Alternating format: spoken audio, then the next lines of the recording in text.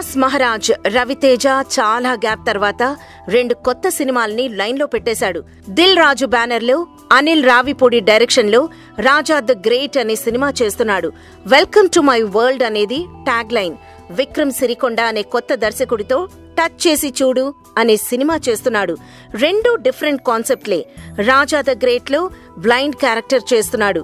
ఇది రవితేజకి challenging role. అయితే Raja the great on location pics ని సోషల్ మీడియాలో పోస్ట్ చేశాడు. చూసిన వాళ్ళంతా వావ్, రవితేజ భలే ఉన్నాడే అని సర్ప్రైజ్ అవుతున్నారు. ఇంతకు ముందు కిక్ 2, బెంగాల్ టైగర్ సినిమాల్లో రవి లుక్స్ అందర్నీ డిసప్పాయింట్ చేశాయి.